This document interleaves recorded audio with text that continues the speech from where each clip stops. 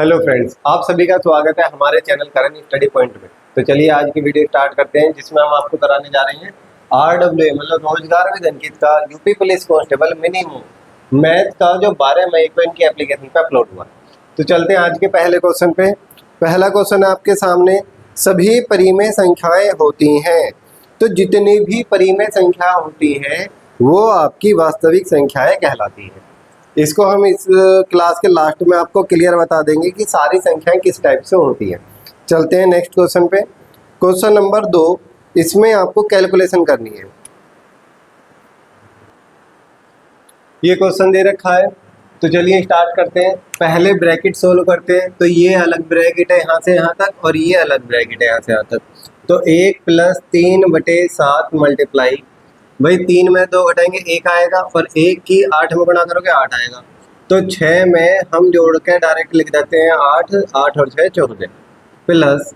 अब इसे हम सोल्व करेंगे तो यहाँ पे आपका 1/5 भाग को गुणा में चेंज करेंगे तो बाद वाली संख्या पलट जाएगी, 25/7 हो जाएगा।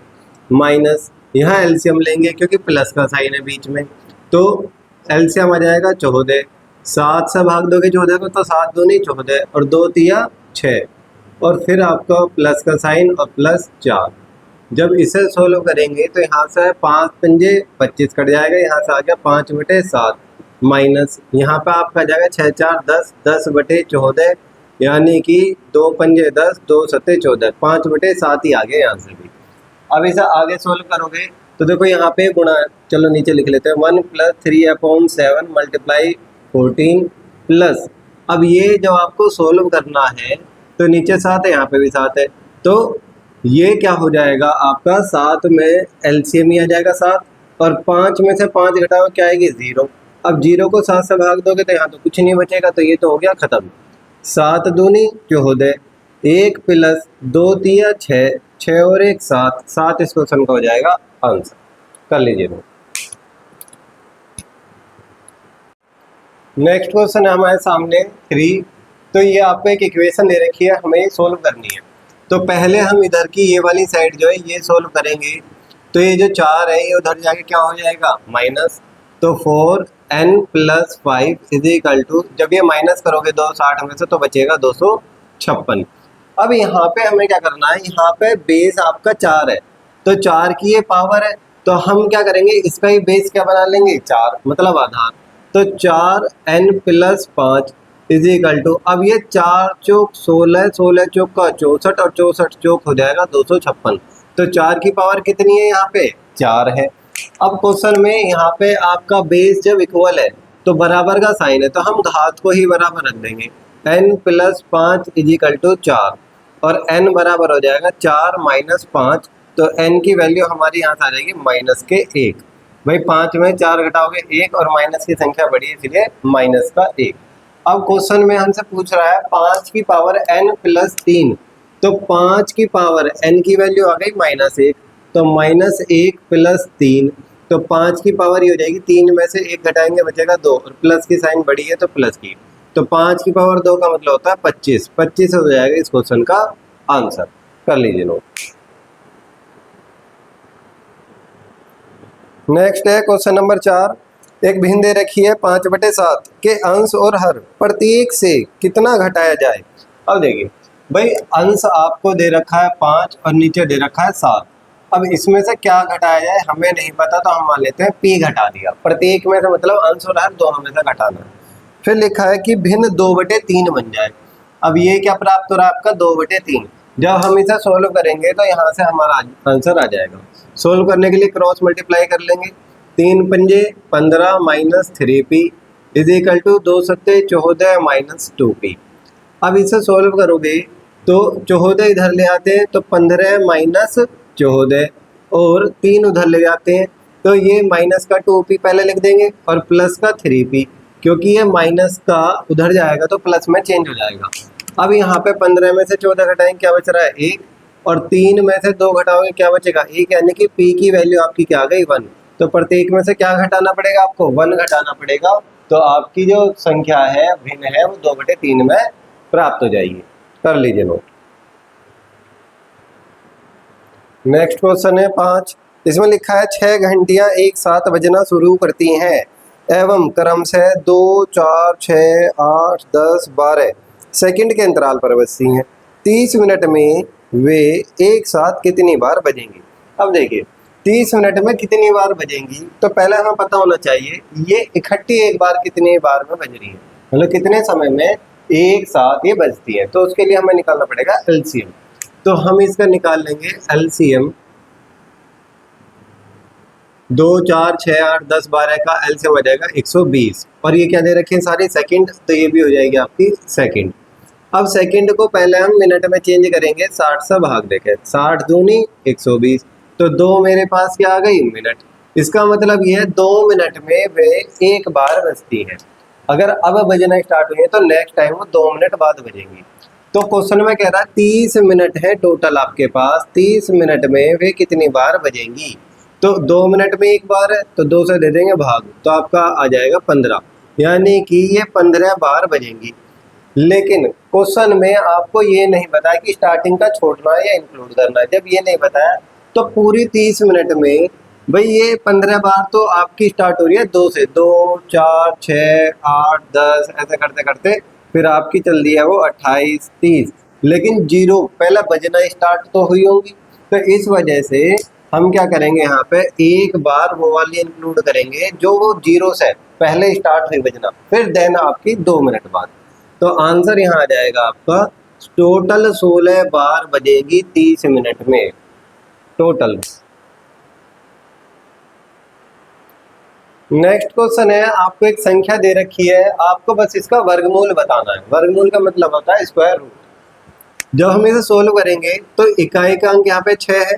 अब आप देखोगे इकाई का अंक 6 किस में आता है, 4 चौक 16 4 के में आता है, और 6 छिंग 36 6 में आता है। स्क्वायर रूट है इसलिए 2 डिजिट हम काट देंगे। और जो ये बची है 3 डिजिट, इससे पहले हम देखेंगे किसका स्क्वायर आया।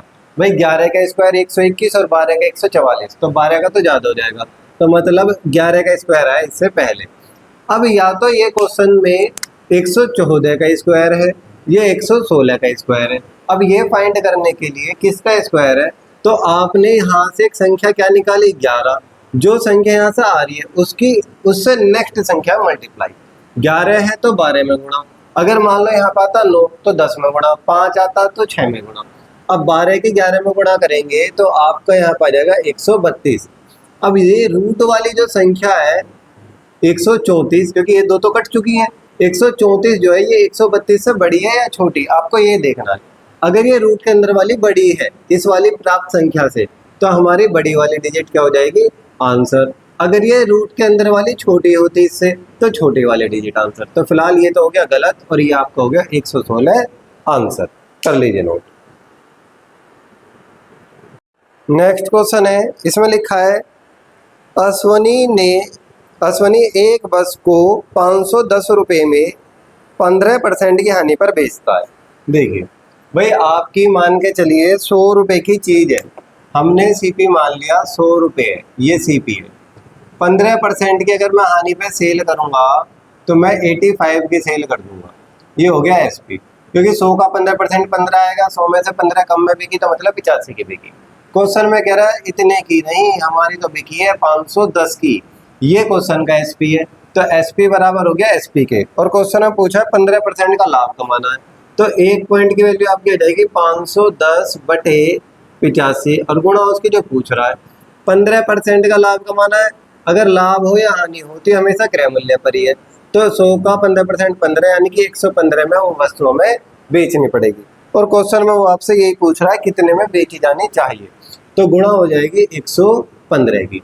इसे सोल्व कर लेंगे, यहाँ पे 17 तिया 51 हो जाएगा, और 0 17 पंजे 85, 5 से काटेंगे 5 छिंग 30, 15 छिक्का 90 और 6 कम 6, 690 हो जाएगा इस क्वेश्चन का आंसर, कर लीजिए नोट।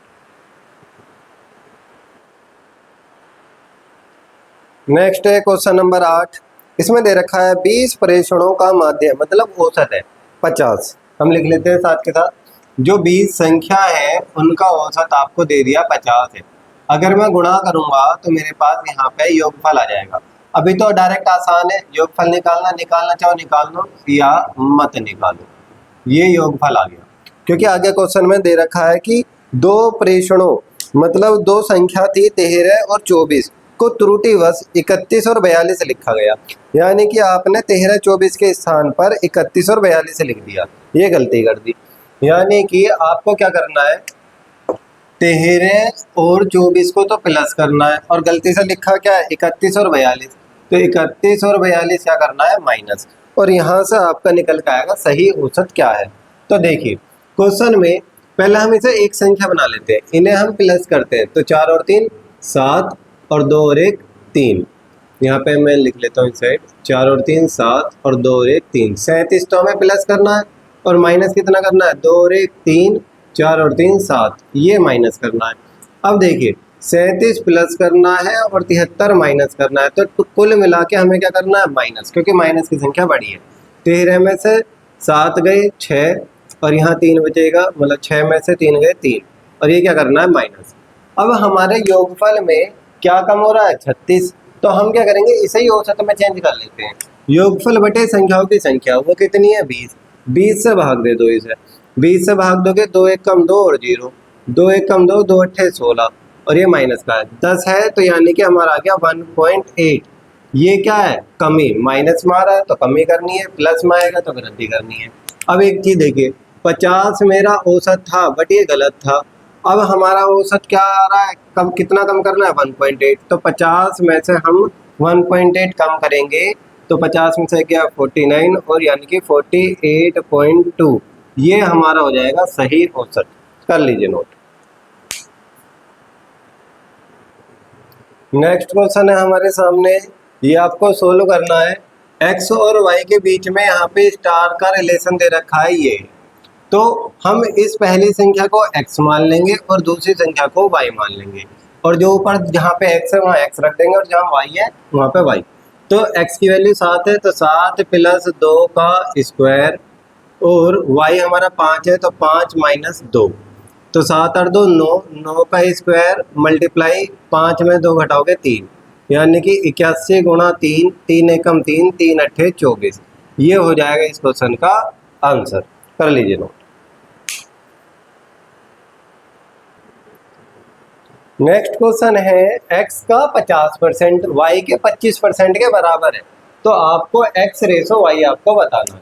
भाई ये दोनों आपस में क्या है बराबर है, तो परसेंटेज आपस में हट भी सकती हैं। अगर आपको सोल्व करना है तो x गुणा 50/100 इज इक्वल टू वाई गुणा 25/100। अभी 100 से 100 हो जाएगा खत्म। x और y एक तरफ लिख लेते हैं, x इधर ही है y इधर आएगा तो बटे में आ जाएगा, क्योंकि गुणा में है तो भाग में, इज इक्वल टू 25 यहीं पे ही है, 50 गुणा में है तो नीचे आ जाएगा, 25 से कम 25, 25 दूनी 50। अब यहाँ से क्वेश्चन में पूछ रहा है x रेशो y क्या होगा, तो x के सामने x की वैल्यू और y के सामने y, तो 1:2 हमारा हो जाएगा इस क्वेश्चन का आंसर। कर लीजिए नोट। देखिए नेक्स्ट क्वेश्चन है, 15 वर्ष बाद राजीव की आयु उसके 5 वर्ष पहले की आयु का 5 गुना होगी, तो राजीव की वर्तमान आयु कितनी है। देखिए राजीव एक पर्सन है, क्वेश्चन में लिखा है 15 वर्ष बाद, तो 15 वर्ष नीचे +15 और 5 वर्ष ऊपर -5, इन दोनों का गुणनफल दे रखा है कि 5 गुना होगी, यानी कि अगर यहाँ पे ये 1 है तो ये यहाँ पे कितनी हो जाएगी 5 हो जाएगी। क्वेश्चन में ये दे रखा है, भाई सीधा सीधा है कि 15 वर्ष बाद की जो आयु है वो 5 वर्ष पहले की आयु का क्या है 5 गुना, तो यहाँ से यहाँ तक आपको मैंने कर दिया गुणा 5, ऊपर 1 नीचे 5। अब क्वेश्चन में देखिए यहाँ से यहाँ तक कितने प्लस हो गए पॉइंट 4, और यहाँ से यहाँ तक टाइम कितना प्लस हो गया 15 और 5 20, तो 4 पॉइंट की वैल्यू आपकी हो गई 20, 1 पॉइंट की वैल्यू हमारी आ जाएगी 4 पंजे 20, 5 आ गई, तो 5 एकम 5। अगर आप नीचे लेके आ रहे हो तो कितने वर्ष आ रहे हैं 5, तो प्लस हो जाएगा, 5 में 5 प्लस करोगे आ जाएगा 10, तो हमारा इस क्वेश्चन का आंसर क्या आ जाएगा 10। अगर आप नीचे मल्टीप्लाई कर दे तो 5 पंजे 25, और ऊपर लेके जा रहे हो कितना 15, तो 25 में से 15 माइनस हो जाता, तो नीचे से ऊपर जाते हैं तो माइनस, ऊपर से नीचे आते हैं तो प्लस, जितने वर्ष आप ऊपर नीचे जा रहे हैं। नेक्स्ट क्वेश्चन है 100 किलोग्राम चावल को अंशतः 10% लाभ पर बेचा, बाकी को 20% लाभ पे बेचा। यदि कुल लाभ 12% इस बिक्री पर हुआ तो चावल पे 20% लाभ पर बेचा कितना, ये आपको बताना है। भाई टोटल है वो हम अभी भूल जाते हैं, या आप ऊपर लिख के छोड़ दीजिए कि 100 किलोग्राम आपके पास टोटल कोई वैल्यू है, और मानिए ये पूरी की पूरी वैल्यू मैंने 10% के लाभ पर बेच दी, तो 10% बेच दी।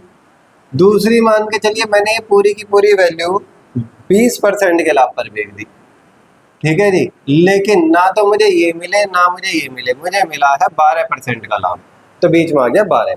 अगर क्वेश्चन में हानि की बात करता तो हम वैसे चलते कि 100 का 10% लाभ यानी कि 110 विक्रय मूल्य, फिर हम विक्रय मूल्य से करते, और सारा लाभ ही है, ये भी लाभ ये भी लाभ, तो डायरेक्ट कर लेते। इसका माइनस इधर आ जाएगा 8, इसका माइनस इधर आ जाएगा 2, तो 8 और 2 चाहे अनुपात में ले जाओ या मत ले जाओ, ऐसे ही रख लेते हैं हम। तो क्वेश्चन में 8 और 2 10 हमारा टोटल हो गया, और क्वेश्चन में टोटल कितना दे रखा है 100 किलोग्राम। यहाँ से एक पॉइंट की वैल्यू क्या आ जाएगी, 10 से इसे काटोगे तो 10 आ जाएगा। अगर क्वेश्चन में पूछ रहा है 20% फिलहाल के लिए, तो गुणा इसमें 10 की हो जाएगी, 10 दूनी 20 किलोग्राम चावल जो है या सामग्री। और अगर पूछता 10% लाभ पर तो 10 अट्ठे हो जाता 80 किलोग्राम। तो टोटल हमारा 100 है, 20 और 80 कितना हो गया 100, कर लीजिए लोग। चलते हैं आज के नेक्स्ट क्वेश्चन पे। इसमें दे रखा है एक बैग में 10 रुपये 20 रुपये 50 रुपये के नोट 1:3:5 के अनुपात में है। देखिए 10 20 50 के नोट का अनुपात है 1:3:5। बैग में दे दिया कुल धन 1920 रुपये है, तो हमें क्या निकालना पड़ेगा यहाँ से, धन का अनुपात हम अभी निकालेंगे। फिर आपसे पूछा है 20 रुपये के नोटों की संख्या कितनी, तो 20 के नोटों की संख्या यहाँ कितनी है 3। अब हम इसे सोल्व करते हैं। 1920 आपका दे दिया टोटल, ये क्या है आपका धन है। तो देखिए अगर 10 रुपये का नोट है और नोट है 1 तो मेरे पास 10 रुपये होंगे। अगर 20 रुपये का नोट है और नोट है 3 तो 20 दिया 60 रुपये होंगे। नोट है 50 रुपये का और 5 नोट है तो मेरे पास 250 रुपये होंगे। ये आ गया मेरा धन। अब क्वेश्चन में आगे जब सोल्व करेंगे तो ये 10 पॉइंट, ये 60 पॉइंट और ये 250 पॉइंट, इन्हें हम कर लेंगे प्लस। भाई 250 में अगर ये जोड़ेंगे तो आ जाएगा 310 और ये हो गया 320 पॉइंट। और क्वेश्चन में मेरे पास धन है 1920, एक पॉइंट की वैल्यू मेरी आ जाएगी 1920 बटे में 320, और गुणा उसकी जो पूछ रहा है वो पूछ रहा था 20 रुपये के नोट कितने हैं 3, तो गुणा हो जाएगी यहाँ 3 की। अब देखिए 0 से तो 0 कट जाएगी और ये पूरा पूरा 6 बार कट जाएगा, 6 दूनी 12 और 6 18, 6 तिया यहाँ हो जाएगा 18। तो 20 रुपये के मेरे पास 18 नोट हैं, कर लीजिए नोट। नेक्स्ट क्वेश्चन है हमारे सामने, अलग अलग समय पर 2 पाइप किसी टंकी को भरने में क्रम से 5 घंटे और 8 घंटे का समय लेते हैं, जबकि एक अन्य तीसरा पाइप इसे 3.2 घंटे में खाली कर सकता है। पूरी तरह खाली टंकी में तीनों पाइप एक साथ खोलने पर टंकी को भरने में पूरा मतलब कितना समय लगेगा। अब देखिए ये आपको जो दे रखा है ये पॉइंटों में दे रखा है माइनस करने वाला। पहले हम इसे सोल्व करते हैं। तो 3.2 पॉइंट हटेगा तो अपॉन में 0, 2 पंजे 10 और 2 से कटेंगे आएगा 16। यहाँ पे आपका इसकी जगह हम लिख देते हैं 16/5। अब लेते हैं एलसीएम भाई टंकी, तो 5 8 और 16 का जब हम एलसीएम लेंगे तो यहाँ पे 16 पंजे 80 आ जाएगा आपका।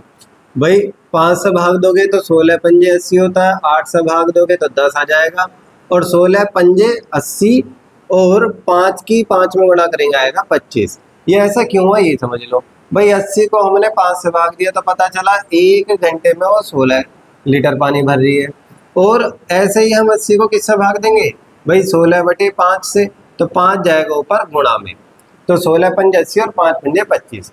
अब क्वेश्चन में ये दोनों क्या कर रहे हैं प्लस, तो ये यानी कितना प्लस कर रहे हैं 26, और ये अकेला 25 खाली कर रहा है, तो टंकी पानी जाएगा कितना मात्र 1। अब 1 जो पानी जाएगा टंकी भरनी कितनी है पूरी 80, तो 80 ही आपके क्या लग जाएंगे घंटे। लेकिन क्वेश्चन में आपको दिनों में भी दे रखा है, तो आपको याद रखना एक दिन में 24 घंटे होते हैं, तो इसे दे दो 24 से भाग, 24 दिया 72, तो यानी कि 3 तो आ गए दिन, भाई 24 दिया क्या होता है 72, और 72 इसमें से घटाओगे क्या बचेगा 8, तो 8 घंटे, 3 दिन 8 घंटे हो जाएगा इसका आंसर। 24 से भाग दे दिया हमने क्योंकि एक दिन में 24 घंटे होते हैं। चलिए आज का नेक्स्ट क्वेश्चन है 15। रामू 2 किलोमीटर प्रति घंटा की चाल से अपने घर से अपने कॉलेज जाता है और 3 किलोमीटर प्रति घंटा की चाल से लौटता है। यदि उसे आने जाने में कुल समय 5 घंटे लगता है तो उसके घर से कॉलेज की दूरी क्या है। देखिए भाई डिस्टेंस अपॉन टाइम, हम टाइम का फॉर्मूला लगा लेते हैं कि distance upon speed plus distance upon speed. यहाँ से एक टाइम आएगा, यहाँ से एक टाइम आएगा, इन दोनों का टाइम का टोटल दे रखा है आपको 5 घंटे है। और यहाँ पर डिस्टेंस मालूम नहीं है, गया है वो 2 की चाल से प्लस आया है वो 3 की चाल से। देखिए आपको यहाँ पे हर क्वेश्चन में ट्रिक पढ़ने की आवश्यकता नहीं है, आपको बेसिक आना चाहिए कि डिस्टेंस अपॉन स्पीड टाइम है, यहाँ से एक टाइम आएगा और यहाँ से एक टाइम आएगा, इन दोनों का टाइम का प्लस करके दे रखा है 5। 2 तिया एलसीएम आ गया 6, 2 तिया 6 यहाँ हो गया 3D प्लस 3 दूनी 6, यहाँ पे 2 की गुणा करेंगे आ गया 2D इजिकल टू 5। यहाँ पे आपका टोटल हो गया 5D अपॉन 6 इजिकल टू 5। अब हमें वैल्यू निकालनी है डी की। अगर डी की वैल्यू निकालनी है, डी को अकेला छोड़ देंगे, 5 गुणा में तो आ जाएगा 6 और बटे में ये जो गुणा में ये बटे में आ जाएगा 5, 5 से 5 कैंसिल, तो डी की वैल्यू क्या आ गई 6। तो हमारे कॉलेज से घर की दूरी है, घर से कॉलेज के बीच की जो दूरी है वो 6 किलोमीटर है। कर लीजिए नोट। चलिए नेक्स्ट क्वेश्चन है 16। इसमें दे रखा है आपको 270 मीटर लंबी एक रेल 25 किलोमीटर प्रति घंटा की गति से चल रही है। वह विपरीत दिशा में 2 किलोमीटर प्रति घंटा की गति से आ रहे व्यक्ति को कितनी देर में पार कर लेगी। अब देखिए ट्रेन जा रही है ऐसे और इसके विपरीत दिशा में आ रहा है व्यक्ति। जब ऐसी कंडीशन होती है तो स्पीड में प्लस होगी, व्यक्ति जल्दी उससे पार करेगा या मिल जाएगा। तो स्पीड आपको दे रखी है ट्रेन की तो 25 है और व्यक्ति की 2 है, और ट्रेन की लंबाई 270 है। अपॉन टाइम कितना लगेगा, ये जो आपको स्पीड दे रखी है ये आपको दे रखी है किलोमीटर प्रति घंटा में, और सेकंड में पूछा है आंसर।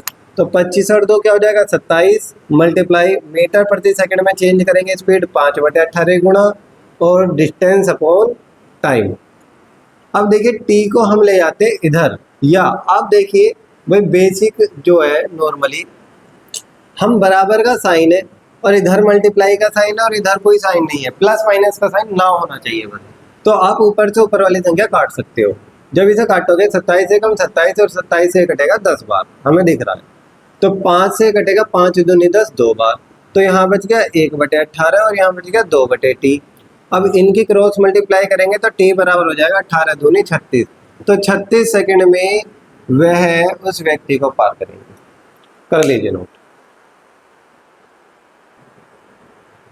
चलिए नेक्स्ट क्वेश्चन है एक नाव की गति धारा के विपरीत 40 किलोमीटर प्रति घंटा है।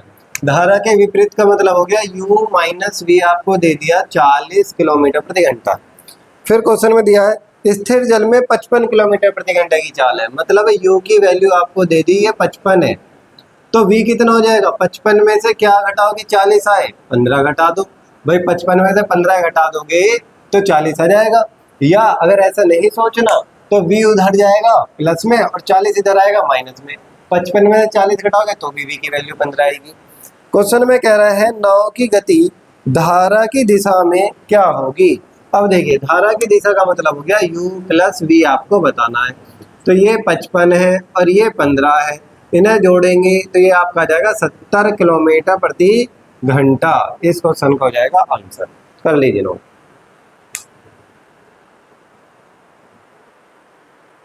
चलते हैं नेक्स्ट क्वेश्चन पे। P और Q अकेले कार्य को क्रम से 9 दिन और 12 दिन में कर सकते हैं। तो हमने लिख लिया 9 दिन में P और Q 12 दिन में। फिर लिखा है वे Q से शुरू करते हुए एक दिन छोड़कर एक दिन कार्य करते हैं, तो कार्य कितने दिन में पूरा होगा। देखिए पहली बात आपको पता चलना चाहिए कौन स्टार्ट कर रहा है, तो यहाँ Q स्टार्ट कर रहा है। अगर ऐसे नहीं दिया है क्वेश्चन में तो स्टार्टिंग वाला पर्सन स्टार्ट करता है, मान लो P से स्टार्ट करते। तो फिलहाल इसका एलसीएम लेंगे, आ जाएगा 36 9 चौक 36 12 तिया 36, इसका काम खत्म। अब एक दिन इसने काम करा एक दिन इसने, तो दिन कितने हो गए हमारे पास 2, और 2 दिन में काम कितना हो गया 4 और 3 7। भाई आपको एक दिन छोड़ के एक दिन काम कराना है तो 2 दिन में कितना काम हो गया, 3 और 4 7। अब इस काम को बस इस काम तक पहुंचाना है, या तो डायरेक्ट मल्टीप्लाई करके आ जाए, नहीं तो हम आगे सोल्व करेंगे। भाई 7 की गुणा किस में करो कि 36 आए, 36 तो आएगा नहीं, तो इससे कम रखते हैं। 7 पंजे 35, 5 की इधर गुणा करिए, 5 की इधर कर लेंगे तो 2 पंजे 10, मतलब 10 दिन में कितना काम हो गया, 35 काम हो गया। अब आपको ये देखना है कि 11वें दिन कौन आएगा, क्योंकि यहाँ पे 36 में से जब 35 हो गया तो काम कितना बच रहा है, 1। ये क्या बच रहा है, शेष। अब ये शेष काम कौन करेगा, पी या क्यू, वो देखना है। अब देखो ये कब आया, पहले दिन, पी आया दूसरे दिन, ये आया तीसरे दिन, ये चौथे दिन। या तो आप ऐसे काउंट कर लो, नहीं तो सीधा सा याद रखो, विषम संख्या पे क्यू आ रहा है और सम संख्या पे आ रहा है पी। और ये 10 कैसी है, सम संख्या, तो 10वें दिन कौन आएगा, पी। तो अब 11वें दिन कौन आएगा, क्यू आएगा। और क्यू कितना काम करता है, 3। तो एक काम बचा है और वो करता है 3, तो 1/3 ही समय ले लेगा। और 10 दिन हो गए ये, तो ये 10 डायरेक्ट उठा के हम रख देंगे साइड में, तो 10 सही 1/3 दिन हो गया इसका समय। आपको क्या रखना है, जितना काम बच रहा है शेष वो ऊपर, जितना वो एक दिन में करता है वो नीचे, यही आपका टाइम है, 1/3 और 10 दिन पहले। चलिए नेक्स्ट क्वेश्चन है 19।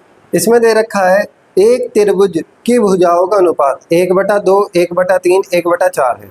यदि त्रिभुज का परिमाप 52 सेंटीमीटर हो तो सबसे छोटी भुजा की लंबाई क्या होगी। तो पहले हम क्या करते हैं, इसे रेशो को सही में सोल्व करते हैं, मतलब कि बटे में तो बटे की वैल्यू हटा देंगे, एलसीएम लेंगे, इनका आएगा 12, यहाँ सब में हम 12 की गुणा कर देंगे। तो 2 छिक्का 12, 3 चौक 12, 4 तिया 12, ये आ गया मेरा अनुपात। परिमाप दे रखा है तो परिमाप का मतलब होता है इनका योग। भाई 6 4 10 3 13 पॉइंट हो गया, हमने क्या कर लिया, परिमाप का मतलब प्लस। भाई परिमाप का मतलब होता है कि आपको केवल यहाँ से अगर स्टार्ट करे हो तो एक बार ये बाहर के ग्राउंड का चक्कर लगाना है। तो एक आपकी 6 है, एक आपकी 4 और एक आपकी 3, तो परिमाप कितना हो गया आपका 13। क्वेश्चन में दे रखा है परिमाप 52 है, तो एक पॉइंट के लिए क्या हो जाएगी, 13 चौका 52, ये तो आई एक पॉइंट की वैल्यू। पर क्वेश्चन में पूछा सबसे छोटी आपकी जो भुजा है वो कितनी है, तो इन 6 4 3 में 3 ही दिख रही है छोटी, तो 3 की गुणा कर लेंगे, 3 चौक 12, तो 12 आपकी आ गई भुजा जो सबसे छोटी भुजा है, कर लीजिए नोट। नेक्स्ट है क्वेश्चन नंबर 20। किसी निश्चित धनराशि पर 5% वार्षिक ब्याज की दर से 2 वर्षों के चक्रवृद्धि ब्याज और साधारण ब्याज का अंतर 25 रुपये है। धनराशि याद करनी है, तो हम अपनी धनराशि मान लेते हैं 100 है, 2 वर्ष की बात है और 5% हमारा रेट है, तो 100 का 5% क्या आएगा 5, 100 का 5% 5 और 5 का 5% आ जाएगा 5 पंजे 25 और 100 से भाग देंगे तो 0.25, क्योंकि 5 गुणा 5 बटे जब 100 करोगे तो 2 जीरो है, 2 डिजिट से पहला पॉइंट। क्वेश्चन में इसका अंतर दे रखा है 25 है। अब देखिए आपको क्या करना है, जब इस तरीके से हम सोल्व करेंगे तो पहली लाइन आप छोड़ दोगे और जो बच रहा है वही आपका CI माइनस SI आएगा, मतलब CI और SI का अंतर, ये कितना है, ये 0.25। क्वेश्चन में कितना दे रखा है, खाली 25, तो यानी कि एक पॉइंट की वैल्यू हमारी यहाँ से आ जाएगी 25 बटे 0.25 और गुणा धन, धन कितना है 100 गुणा 100। अब देखिए पॉइंट हटेगी तो 2 डिजिट से पहले पॉइंट है तो 2 जीरो लगा लेता हूँ ऊपर, 25 से 25 खत्म, तो इसका मतलब मेरा धन कितना है 10,000 रुपये, वह धनराशि है, कर लीजिए नोट।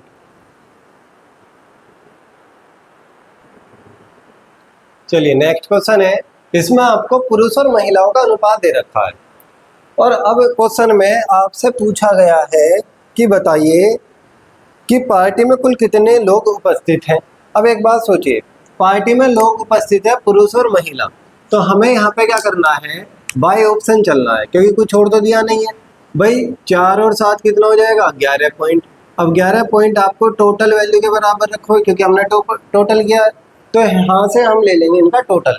अब एक बात सोचिए, 11 के टेबल से वो कटना चाहिए, 11 के टेबल में 64 नहीं आता, 70 नहीं आता, 78 नहीं आता, केवल क्या आता है 66। भाई 11 छिक्का 66, पूरा पूरा कट रहा है, पूरी कंप्लीट वैल्यू आएगी, क्योंकि पॉइंटों में हम इसका आंसर नहीं दे सकते, तो तो इसके लिए इसका आंसर क्या हो गया 66, क्योंकि यही एक ऐसी संख्या है इन ऑप्शन में जो 11 से भाग हो रही है। कर लीजिए नोट।